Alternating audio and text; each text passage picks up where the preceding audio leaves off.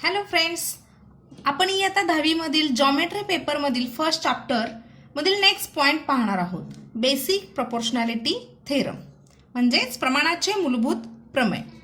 Theorem काय आहे म्हणजे स्टेटमेंट काय आहे बघा. If a line parallel to a side of a triangle intersect the remaining side in two distinct points then the line divides the side in the same proportion.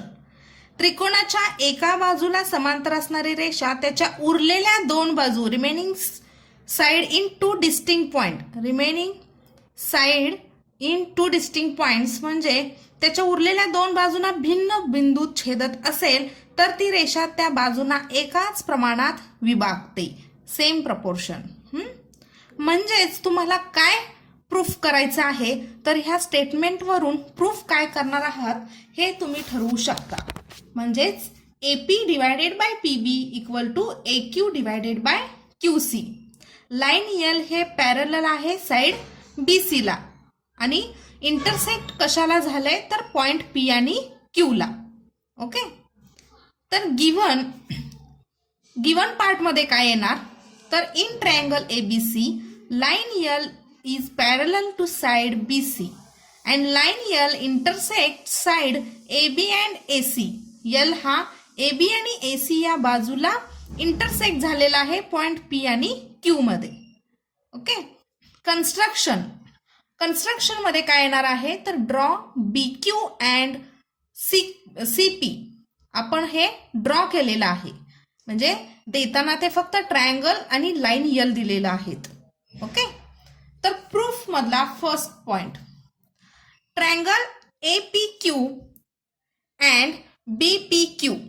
आता APQ आणि BPQ या दोन ट्रायंगलला पाहिलं तर तुम्हाला काय दिसतं तर have a common vertex Q म्हणजे Q हा कॉमन आहे and their bases AP and BP lie on the same line AB. आता APQ चा बेस हा AP आणि BPQ चा बेस BP. AP आणि PB हे एकाच लाईनवर आहे म्हणजे AB लाईनवर आहे. Hence they have equal heights. त्यामुळे ह्या दोन्ही ट्रायंगलचा हाईट हा इक्वल आहे असं आपण म्हणू शकतो. Therefore area of triangle APQ divided by area of triangle BPQ equal to AP divided by PB. This is equation number 1. आणि याला रिझन काय येणार आहे तर triangles having equal heights. Okay, also triangle APQ and CPQ have a common vertex P. तर diagram मध्ये बघा, आता आपण APQ आणि BPQ पाहिलो तर आता APQ आणि CPQ म्हणजे ह्या साइडचं पाहणार आहोत. ओके, तर त्या दोन ट्रायंगल मध्ये व्हर्टेक्स P हा कॉमन आहे. Their bases same. आता पाहिलं ना फर्स्ट दोन ट्रायंगलचं तसंच ह्या दोन ट्रायंगलचं आहे. तर याचा बेस हा AQ and QC lie on same line AC. AC या लाईनवरच दोन्हीचे बेस ड्रॉ झालेले आहेत. Hence they have equal heights. याचे सुद्धा इक्वल हाईट्स आहेत. Therefore area of triangle APQ divided by area of triangle CPQ equal to AQ divided by QC. And this is equation number 2. And reason triangles having equal heights. Next, segment PQ is common base of triangle BPQ and triangle CPQ. आता segment PQ हा common base आहे त्या दोन triangle मध्ये. त्यामुळं तो लाय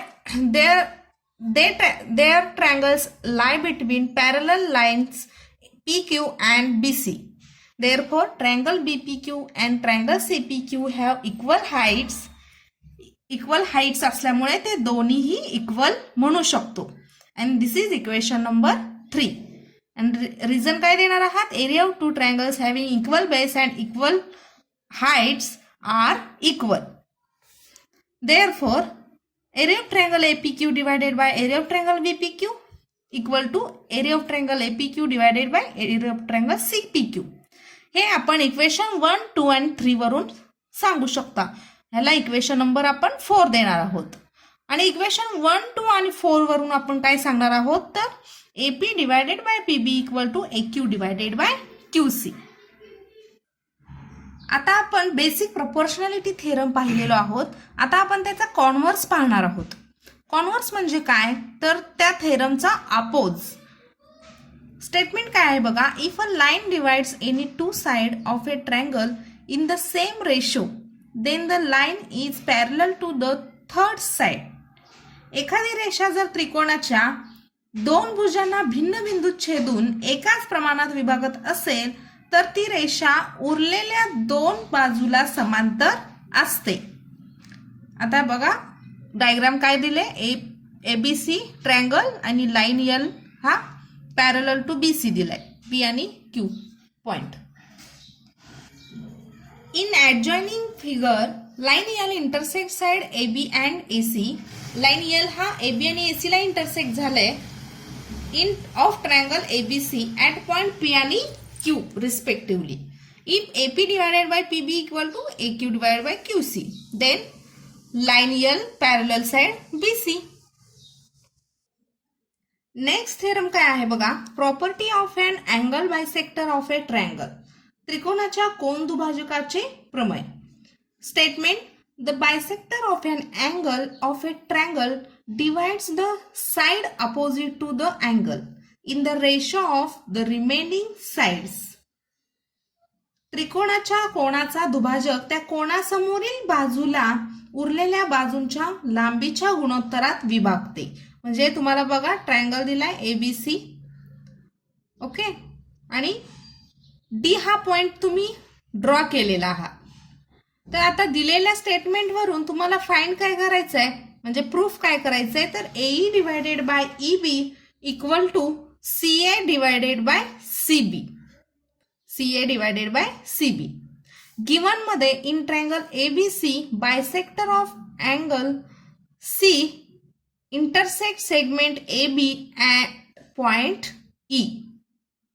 AB या साइडला E या पॉइंटला इंटरसेक्ट झालेला आहे. बरोबर. टू प्रूव्ह करायचं आहे AE divided by EB equal to CA divided by CB. Construction काय केलंय. Draw line parallel to ray CE. CE हा याला पॅरलल लाईन काढलेली आहे BD. Okay. Through point B म्हणजे B पासून पॉइंट तो काढलेला आहे. एक्सटेंड रे AC म्हणजे AC पासून एक्सटेंड केलाय म्हणजे वाढवलाय to intersect it at point D. D ला इंटरसेक्ट केलेला आहे म्हणजे CE ला पॅरलल BD केलेला आहे. Okay. Proof. In triangle ADB. आता ADB या ट्रायंगल मध्ये ray CE is parallel to side BD हे आपण रिझन देणार आहोत कन्स्ट्रक्शन. त्यावरून AE divided by EB equal to CA divided by CD. Basic proportionality theorem नुसार आपण हे असं म्हणू शकतो. This is equation number first. Ray CE parallel side BD on transversal AD. आता CE हा पॅरलल BD आहे on transversal AD. Therefore, angle ACE is similar to angle CBD. ACE हा CBD ला म्हणजे हा अँगल आणि हा अँगल हा सिमिलर आहे, अल्टरनेट अँगल आहे. That's why this is nearly equal to both angle. And this is equation number 3. But angle ACE is nearly equal to angle BCE. ACE आणि BCE हे सुद्धा नियरली इक्वल आहेत. का तर ray CE is bisector angle ACB. This is reason. And equation number 4. पुढे in triangle CDB. आता CDB या triangle मध्ये angle CBD is nearly equal to angle CDB. म्हणजे दोन्हीही नियरली इक्वल टू आहेत. त्यावरून आपण CD is equal to CB म्हणू शकतो. This is equation number 5. Side opposite to congruent angles. This is a reason. Therefore AE divided by EB equal to CA divided by CB from equation 1 and 5. Equation 1 काय होतं तर AE divided by EB equal to CA.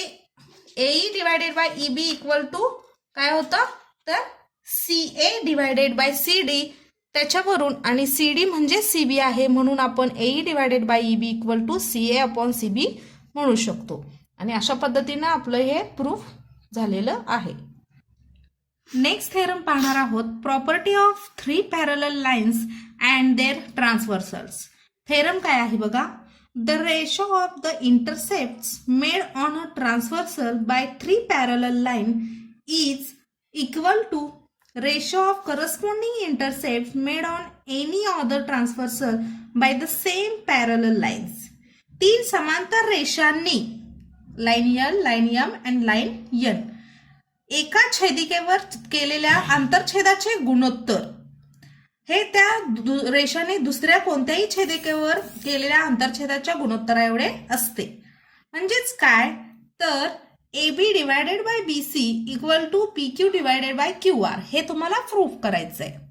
Given काय आहे तर line L is parallel to line M is parallel to line N.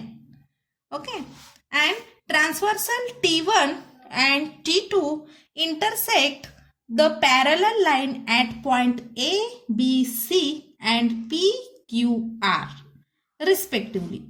Proof काय करायचं आहे तर हे AB divided by BC equal to PQ divided by QR.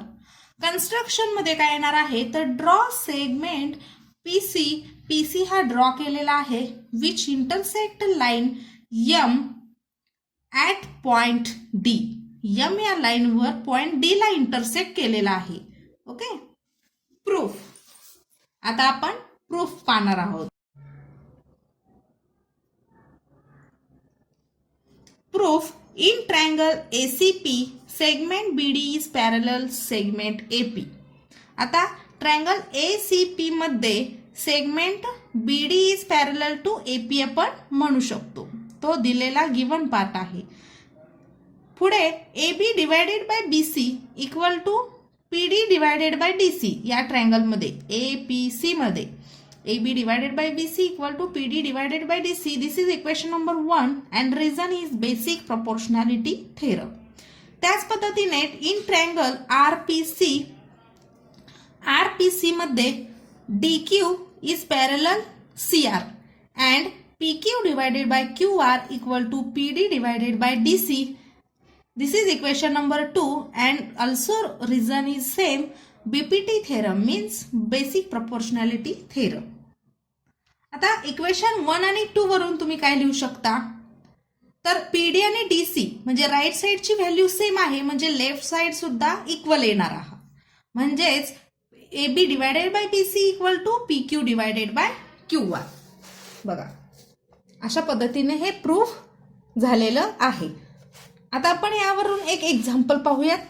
In the adjoining figure AB is parallel CD is parallel EF if AC is equal to 5.4 C is equal to 9 and BD equal to 7.5 then find DF find करायचं आहे. तर solution मध्ये दिलेला given part लिहिला. पुढे AC divided by C equal to BD divided by DF. Reason property of 3 parallel line and their transversals. Okay value put केल्या cross multiplication केलं DF equal to 7.5 into 9 divided by 5.4 and answer is DF equal to 12.5 units. Second example in triangle ABC ray BD bisects angle ABC ADC हे एका line मध्ये असणार आहे. Side D parallel side BC हे AEB हे सरळ एका रेषेत असणार आहे. Then prove that AB divided by BC equal to AE upon EB. म्हणजे बघा ट्रायंगल ABC मध्ये BD हा बायसेक्ट झालाय लाईन AC वर D पॉइंट वर. ओके प्रूफ बघा in triangle ABC ray BD is bisect angle B. This is a part of given. Okay.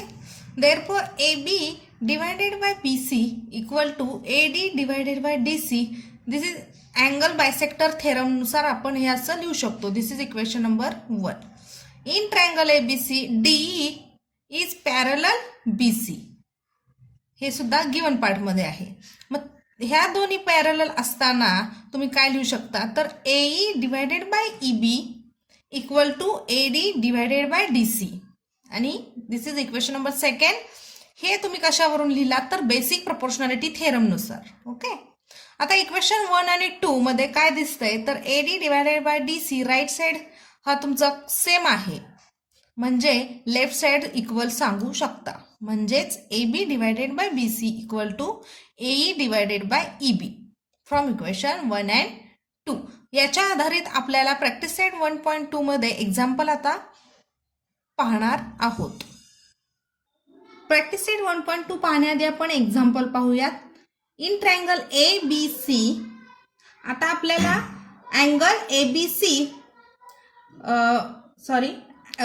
BD is a ray BD is bisector of angle ABC हे find करायचं आहे. तर in triangle ABC BA divided by BC equal to 3 divided by 2. This is equation number first. Okay, BD is a bisect of angle ABC. That's why AD divided by DC equal to 12 upon 8 means 3 divided by 2. This is equation number second. And from equation 1 and 2, therefore, BA divided by BC equal to AD divided by DC. And therefore, ray BD is the bisector of angle ABC and this is converse of angle bisector theorem. आता आपण हे for example पाहिलं आहोत. आता practice set 1.2 हे पुढील व्हिडिओमध्ये पाहणार आहोत.